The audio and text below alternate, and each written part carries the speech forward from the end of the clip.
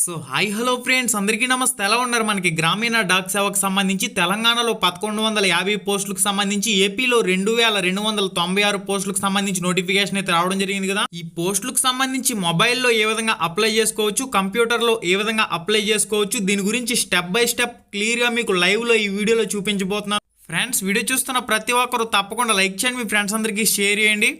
ఇవి మనకి సెంట్రల్ గవర్నమెంట్కి సంబంధించి పర్మనెంట్ ప్రభుత్వ ఉద్యోగాలు. ఈ పోస్టులకు సంబంధించి ఎవరైతే అప్లై చేస్తారో ఇక్కడ పోస్టుల రిజర్వేషన్ల ప్రకారం ఆ డివిజన్కి అప్లై చేసిన అప్లికేషన్ల ప్రకారం ఎవరికైతే మంచి మెరిట్ స్కోర్ ఉందో వాళ్ళకైతే జాబ్కి ఎంపిక చేయడం జరుగుతుంది.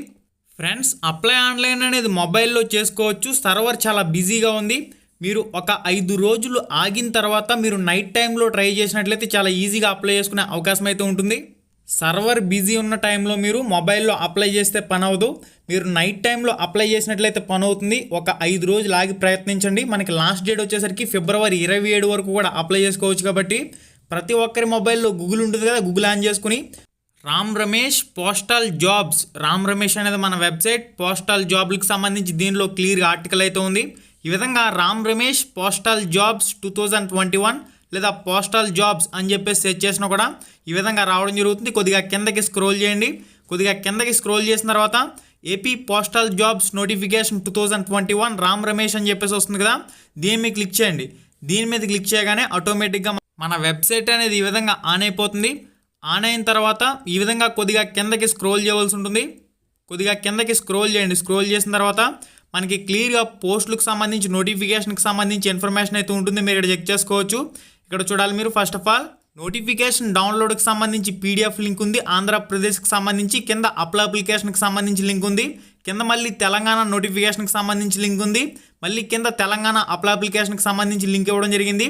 ఫస్ట్ ఆఫ్ ఆల్ మీరు ఆంధ్రప్రదేశ్కి సంబంధించి అప్లికేషన్ లింక్ మీద క్లిక్ చేసినట్లయితే ఈ విధంగా మీకు ఆటోమేటిక్గా అఫీషియల్ వెబ్సైట్ అనేది ఆన్ అవుతుంది. మీరు అఫీషియల్ వెబ్సైట్ లింక్ అనేది గూగుల్లో సెర్చ్ చేసి కూడా తీసుకురావచ్చు. ఇక్కడ మనకి ఈ విధంగా వెబ్సైట్ ఆన్ అయిన తర్వాత కొద్దిగా కిందకి స్క్రోల్ చేసినట్లయితే అప్లికేషన్కి సంబంధించి మొత్తం 3 స్టెప్లు అయితే ఉంటాయి. స్టెప్ 1లో రిజిస్ట్రేషన్ చేయాలి. ముందుగా స్టెప్ 1 రిజిస్ట్రేషన్ అనేది ఏ విధంగా చేయాలనేది క్లియర్గా చూద్దాం. రిజిస్ట్రేషన్ దీని మీద క్లిక్ చేసినట్లయితే ఆటోమేటిక్గా ఈ విధంగా మీకు ఒక కొత్త పేజ్ అనేది ఓపెన్ కావడం జరుగుతుంది. మీరు అప్లై చేసిన తర్వాత ఒకవేళ మొబైల్ నెంబర్ మార్చుకోవాలంటే మార్చుకునేందుకు కూడా అవకాశం అయితే ఇచ్చారు. ఒకవేళ మీరు రిజిస్ట్రేషన్ నెంబర్ మర్చిపోయినట్లయితే రిజిస్ట్రేషన్ నెంబర్ తెప్పించేందుకు కూడా ఆప్షన్ అయితే ఇచ్చారు. ఫస్ట్ ఆఫ్ ఆల్ మనం రిజిస్ట్రేషన్ చూద్దాం. చూడండి, ఇక్కడ ఎస్ఎస్సి మార్క్స్ మెమోలో మీ నేమ్ అనేది ఏ విధంగా ఉందో యాజ్ ఇట్ ఈజ్ అదే విధంగా ఎంటర్ చేయండి. ఓకే, మీ ఎస్ఎస్సి మార్క్స్ మెమోలో మీ నేమ్ క్యాపిటల్ లెటర్లో ఏ విధంగా ఉందో సేమ్ అదే విధంగా ఎంటర్ చేయండి. ఇంటి పేరుతో సహా ఫాదర్స్ నేమ్ అనేది ఏ విధంగా ఉందో అదే విధంగా ఎంటర్ చేయండి. ఎస్ఎస్సి మార్క్స్ మెమోలో ఎలా ఉంటే అలా ఎంటర్ చేయండి. మొబైల్ నెంబర్ మీరు ఎక్కువగా యూజ్ చేసే పని చేసే మొబైల్ నెంబర్ ఇవ్వండి. ఆధార్ నెంబర్కి రెడ్ టిక్ లేదు. ఆధార్ నెంబర్ ఇచ్చినా పర్లేదు, ఇవ్వకపోయినా పర్లేదు, మీ దగ్గర ఖచ్చితంగా ఉంటుంది కాబట్టి ఇవ్వండి. ఈమెయిల్ అడ్రస్ మీ దగ్గర ఉంటే ఇవ్వండి, లేకపోతే ప్రాబ్లం లేదు. ఈమెయిల్ అడ్రస్కి మనకి రెడ్ టిక్ ఏమీ లేదు. ఓకే, రెడ్ టిక్ కాదు, ఇది స్టార్ మార్క్ ఏదైతే ఉందో ఆ స్టార్ మార్క్ ఉన్నవన్నీ కూడా ఖచ్చితంగా ఫిలప్ చేయాలి. జెండర్ మేల్ అయితే మేల్, ఫీమేల్ అయితే ఫీమేల్ సెలెక్ట్ చేసుకోండి. కమ్యూనిటీ, ఓకే, నెక్స్ట్ ఆప్షన్ వచ్చేసరికి కమ్యూనిటీ అని చెప్పేసి కనిపిస్తుంది కదా, కమ్యూనిటీ మీద క్లిక్ చేసినట్లయితే అన్రిజర్వ్డ్ అంటే ఓసీ క్యాండిడేట్లు సెలెక్ట్ చేసుకోవాలి. బీసీ వాళ్ళందరూ ఓబీసీ కింద వస్తారు. ఎస్సీ ఎస్టీ వాళ్ళు సెపరేట్గా కేటగిరీలు అయితే ఉన్నాయి కదా, మీరు ఏ కేటగిరీకి సంబంధించిన వాళ్ళు అయితే ఆ కేటగిరీకి సంబంధించి మీరు సెలెక్ట్ చేసుకుని ఓకే చేసుకోండి. అన్రిజర్వ్డ్ అని చెప్పేసి సెలెక్ట్ చేసుకున్నట్లయితే కింద ఈడబ్ల్యూఎస్ ఉందా లేదా అని చెప్పేసి అడుగుతుంది. మీ దగ్గర ఈడబ్ల్యూఎస్ సర్టిఫికెట్ ఉంటే ఎస్ అని, లేదంటే నో అని చెప్పేసి క్లిక్ చేసుకోవాల్సి ఉంటుంది. ఓకే ఫ్రెండ్స్, ఓసీ వాళ్ళు ఎవరైతే ఉన్నారో అన్రిజర్వ్డ్ కేటగిరీలోకి వస్తారు. ఈడబ్ల్యూఎస్ సర్టిఫికెట్ ఉంటే ఎస్ అని చెప్పేసి పెట్టుకోండి, ఈడబ్ల్యూఎస్ వర్తిస్తుంది. మీ రిజర్వేషన్ ఏదైతే ఇక్కడ క్లియర్గా సెలెక్ట్ చేసుకోవాలి. నేను ఇక్కడ ఓబీసీ సెలెక్ట్ చేశాను. ఇంకా నెక్స్ట్ చూడండి, కిందకు వచ్చినట్లయితే మనకి are you person with disability అని చెప్పేసి అడుగుతుంది. మీరు ఫిజికల్లీ హ్యాండిక్యాప్డ్ క్యాండిడేటా ఏంటని చెప్పేసి అడుగుతున్నారు. ఎస్ అయితే ఎస్ అని చెప్పేసి, నో అయితే నో అని చెప్పేసి. అసలు ఎస్ అయితే 4 కేటగిరీలు ఉంటాయి. ఆ 4 కేటగిరీల గురించి క్లియర్గా చూద్దాం. చూడండి, ఇక్కడ ఫిజికల్లీ హ్యాండిక్యాప్డ్ ఎస్ అని చెప్పేసి పెడదాం. ఒకసారి ఎస్ అని పెడితే ఏం ఆప్షన్లు వస్తున్నాయి, నో అని పెడితే ఏం ఆప్షన్లు వస్తున్నాయి అనేది క్లియర్గా చూద్దాం.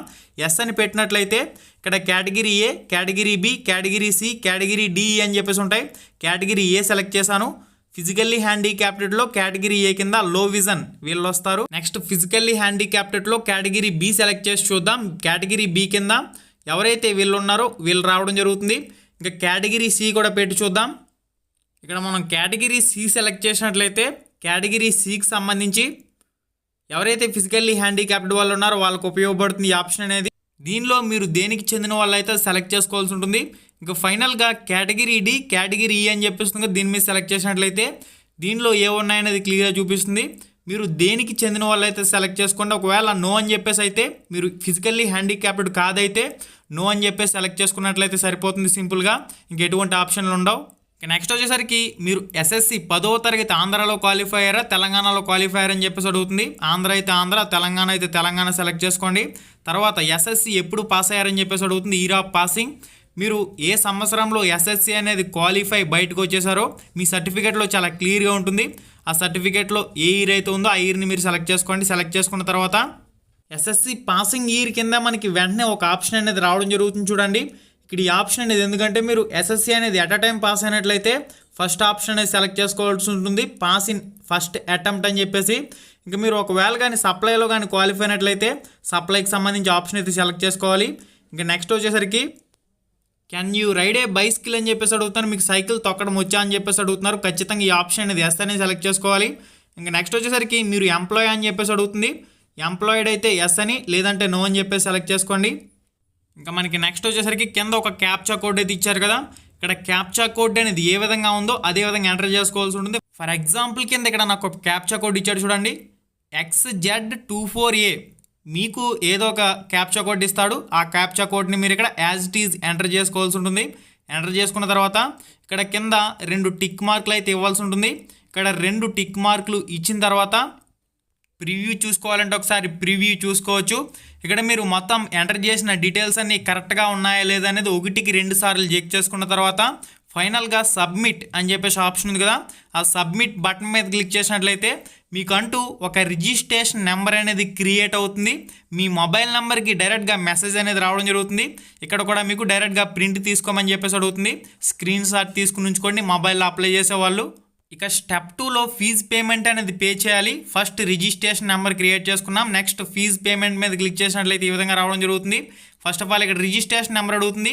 మనం క్రియేట్ చేసిన రిజిస్ట్రేషన్ నెంబర్ మెసేజ్ వస్తుంది కదా, ఆ రిజిస్ట్రేషన్ నెంబర్ ఇక్కడ ఎంటర్ చేసిన తర్వాత మేక్ పేమెంట్ దీని మీద క్లిక్ చేసినట్లయితే ఆటోమేటిక్గా మీకు ₹100 ప్లస్ ₹11 ఛార్జీ కలుపుకుని ₹111 ఫీజు పేమెంట్ పే చేయని చెప్పేసి అడుగుతుంది.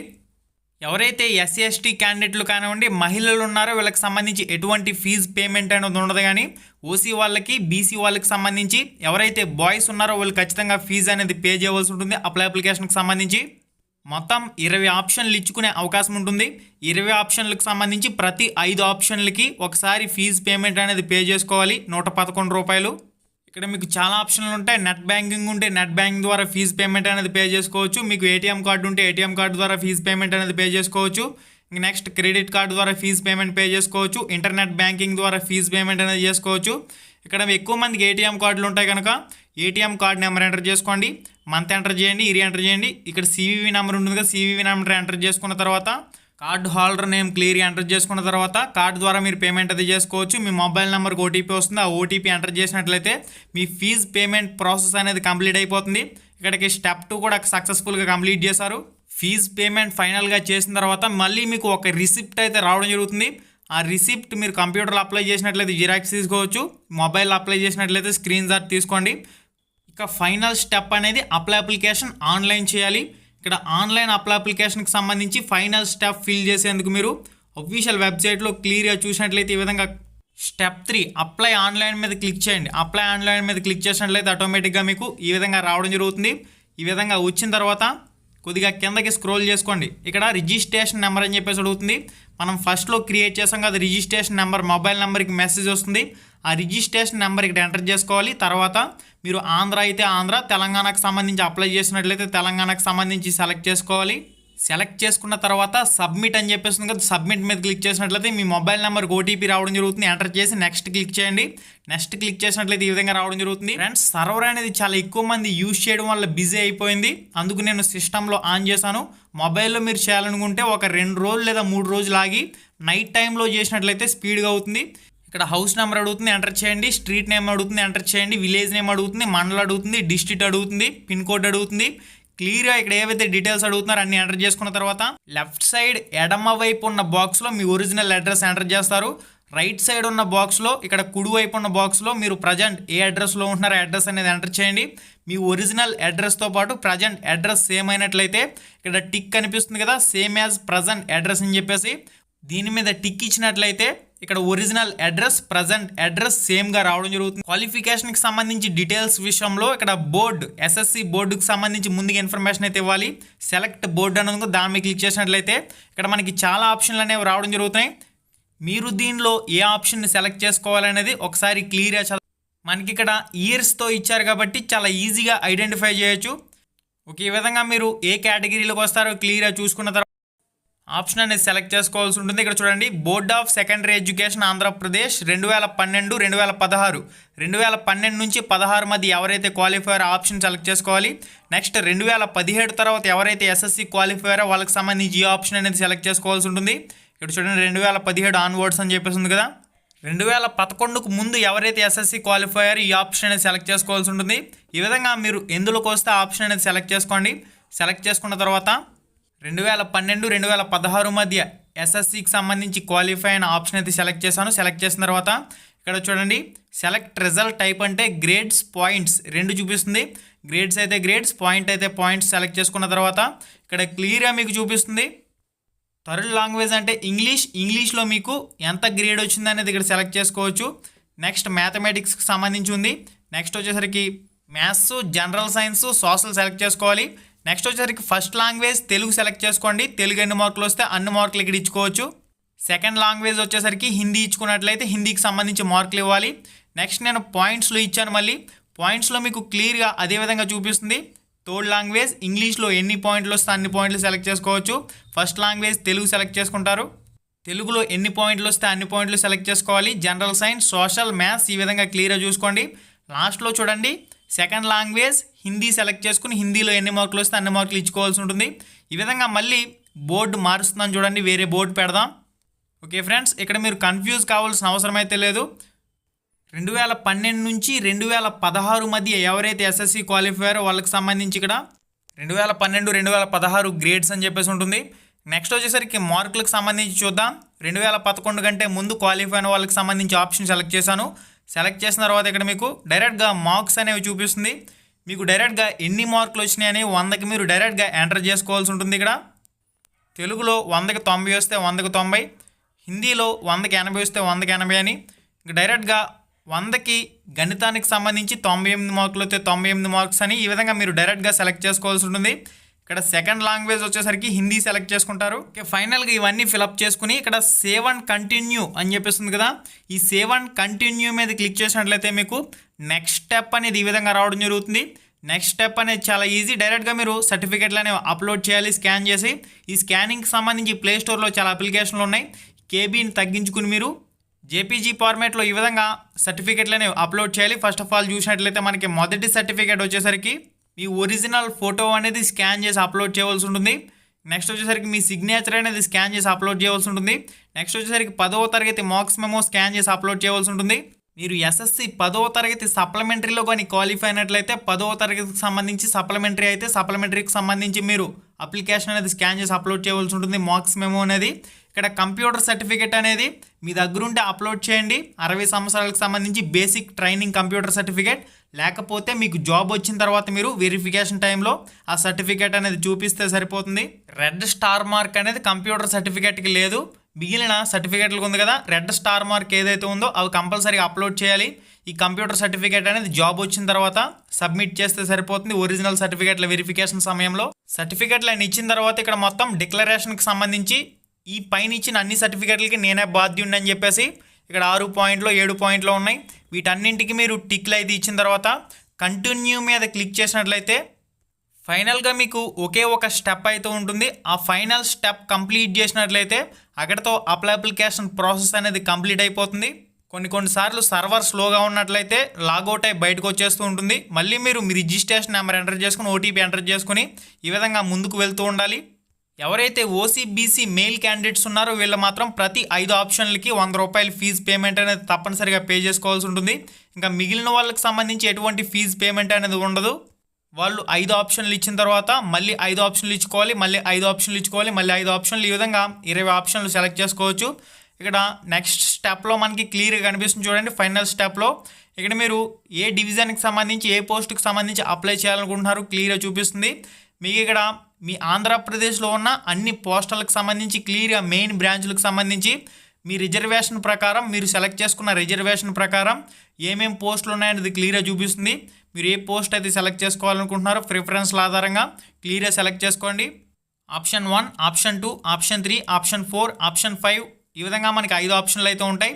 ఈ 5 ఆప్షన్లు సెలెక్ట్ చేసుకున్న తర్వాత ఫైనల్గా సేవ్ ప్రింట్ మీద క్లిక్ చేసినట్లయితే మీ సబ్మిట్ అప్లికేషన్ అనేది ఇక్కడ ప్రింట్ అవ్వడానికి సిద్ధమవుతుంది. అప్లికేషన్ అక్కడితో పూర్తవుతుంది. 5 ఆప్షన్లు ఇచ్చుకున్న తర్వాత మళ్ళీ ఇంకొక 5 ఆప్షన్లు ఇచ్చుకోవాల్సి ఉంటుంది, మళ్ళీ ఇంకొక 5 ఆప్షన్లు ఇచ్చుకోవాల్సి ఉంటుంది. ఈ విధంగా 4 సార్లు 20 ఆప్షన్లు సెలెక్ట్ చేసుకునే అవకాశం అయితే ఉంటుంది. ఓకే ఫ్రెండ్స్, ఇక్కడతో అప్లికేషన్ ప్రాసెస్ అనేది కంప్లీట్ అవుతుంది. మీరు అప్లై చేసిన డివిజన్కి, మీరు అప్లై చేసిన పోస్ట్ కేటగిరీకి సంబంధించి మీ రిజర్వేషన్ ప్రకారం ఎంతమంది అప్లై చేశారు, దానిలో ఎవరికి మెరిట్ మార్కులు అనేవి ఉన్నాయి, ఎవరు ఇయర్ ఆఫ్ పాసింగ్ ప్రకారం ముందు పాస్ అయి ఉన్నారో వాళ్ళకి ప్రిఫరెన్స్ ఇస్తారు. ఈ విధంగా ఓవరాల్గా ఎవరైతే ఎంపిక అవుతారో వాళ్ళకి సంబంధించి మెసేజ్ రూపంలో, పోస్ట్ రూపంలో కాల్ లెటర్ అనేది పంపించడం జరుగుతుంది. ఎస్ఎస్సిలో ఓవరాల్గా 80% ప్లస్ ఎవరైతే స్కోర్ చేసుకుని ఉన్నారో వాళ్ళందరూ ట్రై చేయండి. ట్రై చేయడంలో తప్పులేదు కదా, మీకు లక్ ఉన్నట్లయితే వస్తుంది. మారుమూల ప్రాంతాల్లో ఉన్న ప్రాంతాలను ఎక్కువగా సెలెక్ట్ చేసుకోండి. ఖచ్చితంగా ప్రతి ఒక్కరూ 20 ఆప్షన్లు ఇచ్చుకోండి. ఓకే ఫ్రెండ్స్, ఇది ఓవరాల్గా కంప్లీట్ ఇన్ఫర్మేషన్. ఫ్రెండ్స్, అప్లికేషన్కి సంబంధించి ఆంధ్రప్రదేశ్, తెలంగాణకు సంబంధించి సేమ్ ప్రాసెస్ ఉంటుంది. మనకి జీడిఎస్ గ్రామీణ డాక్ సేవకు సంబంధించి సెంట్రల్ గవర్నమెంట్ మొత్తం 2 నోటిఫికేషన్ల కింద విడుదల చేసింది. ఇక్కడ చూడండి, తెలంగాణలో ఈడబ్ల్యూఎస్ కింద 130, ఓబీసీకి సంబంధించి 279, పీడబ్ల్యూడీఏ కింద 9 పోస్టులు, పీడబ్ల్యూడీ బి కేటగిరీకి సంబంధించి 14 పోస్టులు, పీడబ్ల్యూడీ సి కేటగిరీకి సంబంధించి 15 పోస్టులు, ఎస్సీకి సంబంధించి 154 పోస్టులు, ఎస్టీకి సంబంధించి 65 పోస్టులు. ఈ విధంగా మనకి తెలంగాణలో పోస్టులు ఎవరైతే ఉన్నాయి. అన్రిజర్వ్డ్ అంటే ఓసీ క్యాండిడేట్లకు సంబంధించి 484, దీనిలో ఈడబ్ల్యూఎస్ కూడా ఉంటుంది. టోటల్గా మనం చూసినట్లయితే తెలంగాణలో 1150 పోస్టులు అయితే ఖాళీగా ఉన్నాయి. ఇంకా నెక్స్ట్ చూడండి, ఆంధ్రప్రదేశ్కి సంబంధించి క్లియర్గా ఖాళీల వివరాలు చూద్దాం. ఆంధ్రప్రదేశ్కి సంబంధించి చూసినట్లయితే ఈడబ్ల్యూఎస్ కేటగిరీకి సంబంధించి 324, ఓబీసీ క్యాండిడేట్లకు సంబంధించి 507, పీడబ్ల్యూడీ ఏ కేటగిరీకి సంబంధించి 18, పీడబ్ల్యూడీ బి కేటగిరీకి సంబంధించి 34, పీడబ్ల్యూడీ సి కేటగిరీకి సంబంధించి 35, పీడబ్ల్యూడీ ఈ డి కేటగిరీకి సంబంధించి చూసినట్లయితే 9 పోస్టులు, ఎస్సీ వాళ్ళకి సంబంధించి 279 పోస్టులు, ఎస్టీ వాళ్ళకి సంబంధించి 143 పోస్టులు, అన్రిజర్వ్డ్ అంటే ఇందులోకి అందరూ వస్తారు, ఓసీ వాళ్ళకి సంబంధించి 947. ఓవరాల్గా మనం చూసినట్లయితే 2296 పోస్టులు అయితే ఉన్నాయి ఆంధ్రప్రదేశ్లో. తెలంగాణలో 1150 పోస్టులు అయితే ఉన్నాయి. ఓన్లీ ఓసీ, బీసీ, జెంట్స్కి మాత్రమే అప్లికేషన్ ఫీజు అనేది ఉంది. మిగిలిన ఎవరికి కూడా ఫీజు అనేది లేదు కాబట్టి పెద్దగా ఒరిగేది ఏం లేదు కాబట్టి ప్రతి ఒక్కరూ అప్లై చేయడానికి ప్రయత్నం అయితే చేయండి. స్టెప్ బై స్టెప్ మీకు పూర్తిగా వివరాల గురించి తెలియచేయడం జరిగింది కాబట్టి ఫుల్ డీటెయిల్స్ అనేవి ఈ వీడియో ద్వారా మీకు అందాయి. ఆల్రెడీ మన ఛానల్లో ఒక వీడియో కూడా అప్లోడ్ చేయడం జరిగింది. ఆ వీడియోలో కూడా ఎన్ని మార్కులు రావాలి ఏంటనే దాని గురించి కూడా క్లియర్ ఎక్స్ప్లెయిన్ చేయడం జరిగింది. ఇంకా మహిళలు కానివ్వండి, ఎస్సీ ఎస్టీ వాళ్ళకి సంబంధించి వాళ్ళు కానివ్వండి, ఎవరు కూడా ₹1 కూడా ఫీజు పేమెంట్ అనేది పే చేయవలసిన అవసరం అయితే లేదు. డైరెక్ట్గా 20 ఆప్షన్లు కూడా ఇచ్చుకునే అవకాశం అయితే ఉంటుంది. ఓన్లీ ఓసీ, బీసీ బాయ్స్ ఎవరైతే ఉన్నారో వీళ్ళు మాత్రం ప్రతి 5 ఆప్షన్లకి ₹100 చొప్పున మొత్తం ₹450 దాకా అవుతుంది. ఓకే, ఎవరికైతే 10వ తరగతిలో 80% పైగా మార్కులు ఉన్నాయో వాళ్ళందరూ ట్రై చేయండి. ఇక్కడ గ్రేడ్ పాయింట్ల వల్ల మార్కులు వాళ్ళు నష్టపోయే పరిస్థితులు ఏమి ఉండవు. ఇక్కడ గ్రేడ్ పాయింట్ల వాళ్ళకంటే మార్కులతో పాస్ అయిన వాళ్ళకి ఇయర్ ఆఫ్ పాసింగ్కి ఫస్ట్ ప్రిఫరెన్స్ అనేది ఇవ్వడం జరుగుతుంది. 10/10 వచ్చినా కూడా 92 మార్కులనే తీసుకుంటారు. అదే మార్కుల్లో 98 మార్కులు వచ్చినా 98 మార్కులు కూడా పరిగణలోకి తీసుకుంటారు. ఇయర్ ఆఫ్ పాసింగ్ కూడా ఫస్ట్ ప్రిఫరెన్స్ అనేది ఉంటుంది. ఈ విషయాన్ని కూడా ముఖ్యంగా దృష్టిలో పెట్టుకోండి. ఓకే ఫ్రెండ్స్, ఇది ఓవరాల్గా కంప్లీట్ ఇన్ఫర్మేషన్. వీడియోని ఫస్ట్ ఆఫ్ ఆల్ స్టార్టింగ్ నుంచి ఎండింగ్ వరకు చూసినట్లయితే పూర్తి వివరాలు మీకు తెలుస్తాయి. వీడియోలో మళ్ళీ కలుసుకుందాం మరింత అప్డేట్ ఇన్ఫర్మేషన్తో. Okay, thanks for watching. Have a nice day and Jai Hind. Hi friends, మన ఛానల్లో పెట్టే వీడియోస్ని నోటిఫికేషన్ ద్వారా మీ మొబైల్కి పొందాలనుకుంటే రెడ్ కలర్ సబ్స్క్రైబ్ బటన్ మీద క్లిక్ చేసి మన ఛానల్ని సబ్స్క్రైబ్ చేయండి. అలానే పక్కనే ఒక బెల్ ఐకాన్ వస్తుంది, దాన్ని క్లిక్ చేయడం మాత్రం మర్చిపోవద్దు. నేను మీ Ganesh, welcome to Ram Ramesh productions.